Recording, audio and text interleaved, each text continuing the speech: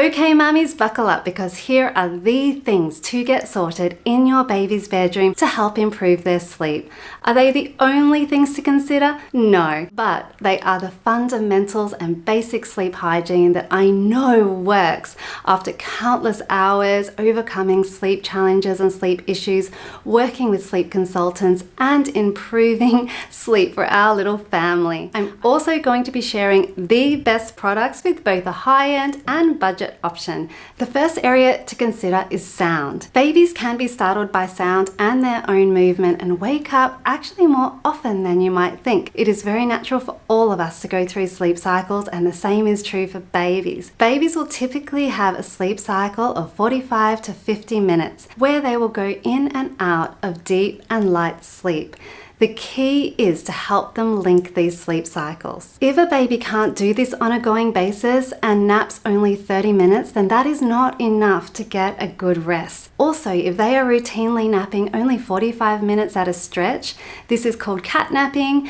And look, it's okay, but for you as a mum, it is utterly exhausting if you have a baby taking, say, 4 or 5 cat naps through the day. I've been there, it's brutal. So what you can use is white noise and ambient sound to help ease them back into sleep and link their sleep cycles. And I actually found that once I turned it up quite loud, my baby was linking the sleep cycles a lot better. So which one is best? Well, from my experience, Hatch is the best light and sound machine. There's one just here. It is absolutely amazing, has so many options with the sounds, also a lot of options with the light if that is something that you want to use. We have used this from the start with both our kids and the kids have absolutely loved them. I also travel with them, so it makes sleeping wherever we go, holidays, visiting family around the world, it just makes it really seamless because it provides that consistency that they are used to with every night and the same sound. If you want a budget option, there is this alternative. It also is a sound and light machine.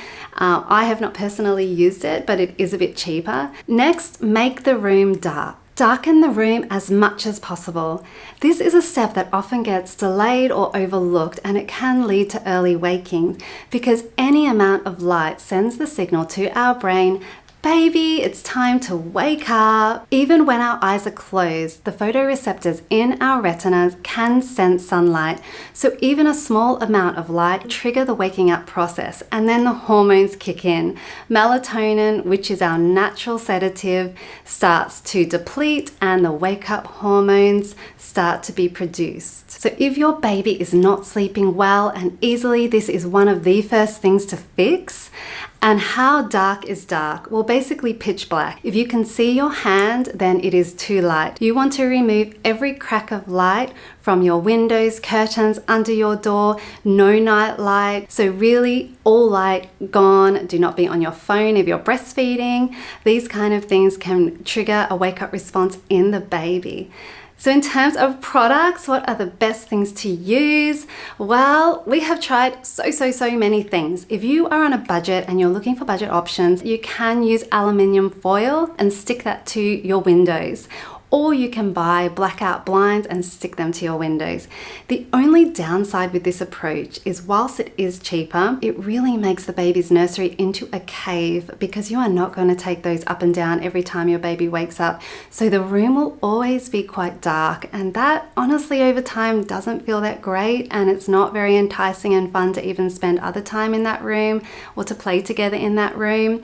That was what we found, and so eventually we did make the big investment and we transitioned to proper blackout blinds. It was costly, I'm not gonna lie. If you were getting proper blinds custom made for your window, you're probably looking at minimum 150, 200, probably a lot more actually, depending how big your windows are. But we were just not having an easy time with sleep, so in the end it was such a worthwhile investment. What I would recommend though is get an extra 10 to 15 centimeters of length on the bottom of the curtain so that when you close the curtain, light is not peeking through down the bottom, and also tape down the sides of the curtain to the wall. If you have light creeping in under the door, I would highly recommend getting door stoppers, which is a product you can buy Wi-Fi that slides on under the door and stops sound and light from entering. But if you are looking for a budget option, honestly, you can just roll up a towel and it does the same thing. Third thing to look at is room temperature.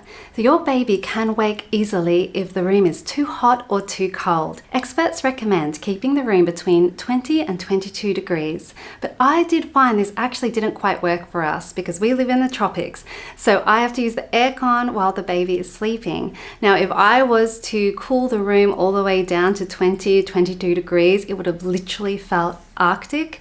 So in our case, we had the rooms a little warmer and then had the appropriate sleep suit. So you do need to take a judgment call and figure out what's best. Here are some signs that your baby might be too hot or too cold. Overheating can contribute to SIDS, sudden infant death syndrome. And it's important to avoid getting too cold because they will no doubt call for you and want mummy's cuddles and mummy's milk to get back to sleep. My number one recommendation is Sensibo. Now, it is on the pricey end, but it is an absolutely fantastic product. It will help adjust to the temperature in your room by connecting to your AC remote and AC unit. So you can be anywhere, just open the app and adjust your baby's room temperature. This product literally changed my life and my baby started sleeping much better after I installed it. Because what I could do is not only adjust the temperature manually on the app, but I could set schedules and set ranges. So you can set the room temperature range, a maximum and a minimum, and your AC will adjust based on that range. It really made such a difference for my child who was a light sleeper and sensitive to room temperature. If, however, you are on a budget, you could buy a glow egg, something similar to this, much cheaper, and it will tell you the temperature in the room. But what I don't like about them is the fact that they change color, and as we just discussed, light can wake your baby up. You might also find that your baby monitor will also show the temperature in the room, so you can use that as a gauge. You also want to ensure that the environment is conducive to sleep. Think of it in terms of your own sleep environment. You don't want a whole lot of stimulation and stuff around. So honestly, less is more. Less in the crib, less around the crib, no mobiles, which are actually dangerous anyway, no art or things hanging from your wall. You can remove art decals. We did not do that. As you can see, I have them around the crib because they're so pretty, but you make that choice for you. You can think about how minimal you want to go, but essentially the aim of this is really to create a very calm, relaxing environment for your baby to sleep. I have also made a little nutshell just on crib and nursery safety. I'll add the link in the description below. Also look at comfort. Be careful of the clothing and sleep suits that you're giving your baby for sleep. This is especially true if you have a child that is sensitive to texture and touch and gets easily annoyed by these things. You want to cut off tags, not have buttons or zips at the back that they are laying on, nothing too scratchy or itchy or too tight. Essentially avoid things that will annoy your baby. Getting the correct sleep suit with the right tog and thickness based on your climate and room temperature is really important. Here's a useful guide to help you choose the right one. Now that we've explored sleep essentials, you might also be interested in this little nutshell. Thank you so much for watching. Have a great day.